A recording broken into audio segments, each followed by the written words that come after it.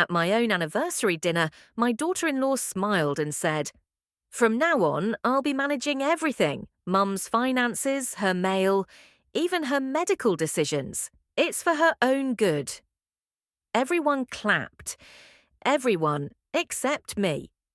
I leaned toward my son and whispered, "Son, do you really think I don't see what's happening?" His face turned pale. And that's when I knew. This wasn't just betrayal.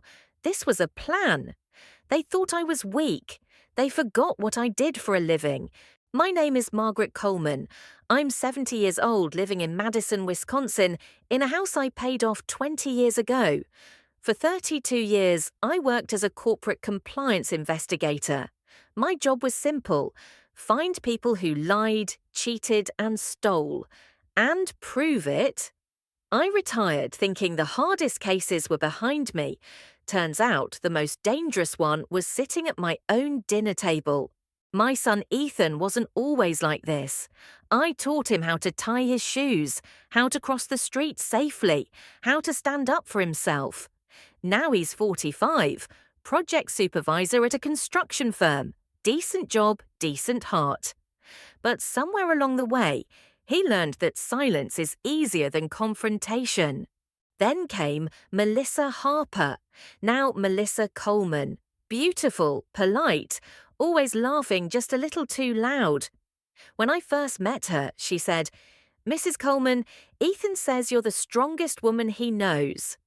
People who flatter that fast usually want something, but Ethan was in love. So I kept my doubts to myself. They married 2 years later. After my husband passed away, the house felt empty. Ethan suggested they move in just for a while. Worst decision of my life. At first, Melissa was helpful. "Mum, I'll organise your bills. I'll track your medications.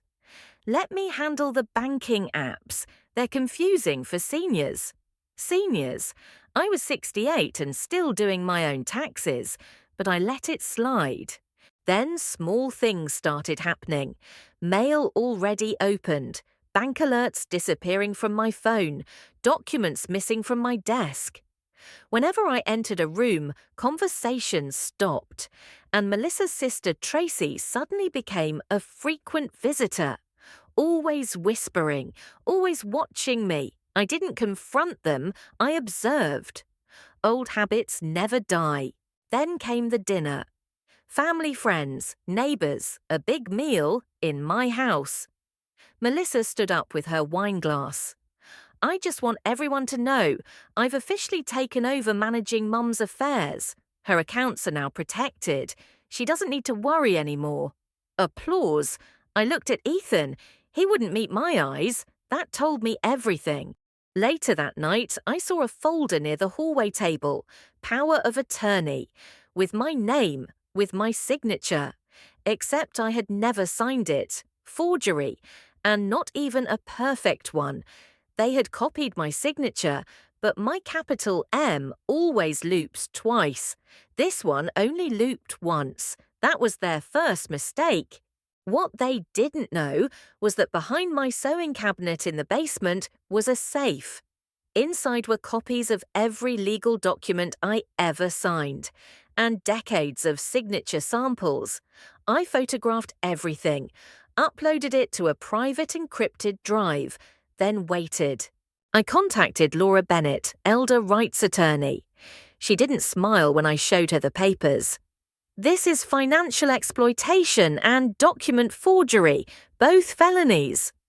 But she needed more transactions, a pattern, more proof. So I created one.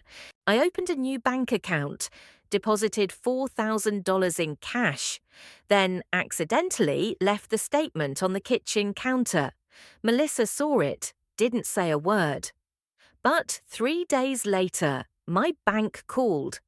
Someone had tried to access my account using a forged authorization letter. Now we had proof of active fraud. Laura brought in a private investigator, and that's when we learned the truth. Melissa had done this before. 2 elderly women, one retired teacher, one widowed nurse. Both lost tens of thousands. Neither pressed charges out of shame. Melissa wasn't careless, she was practiced. I finally confronted Ethan privately. He broke down, he knew. Not all details, but enough. He stayed silent because he was afraid of losing her. I told him the truth. You didn't just fail me, you failed yourself. But I gave him one chance. Tell the truth in court or lose me forever. He chose to testify. Melissa didn't stop. She tried to push a trust agreement on my birthday. Estate lawyer, papers, pen, clause transferring all property to her if I was deemed incompetent. I smiled and said, "My lawyer already has copies of your forged documents." Her face went empty. That same night, lawsuits were filed. 3 weeks later, police came to the house. Melissa was arrested for elder financial abuse, forgery, identity theft, fraud across multiple victims. Her sister Tracy was charged as an accomplice. Ethan filed for divorce. The trial lasted 2 weeks. Bank records, digital evidence, testimony from other victims.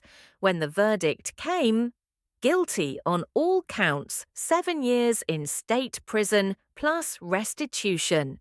I sold the house, bought a small condo near the river, quiet, peaceful. Ethan started therapy, changed jobs, started rebuilding his life. We're not perfect, but we're honest now. And that matters more. This year, Thanksgiving was just me and my son.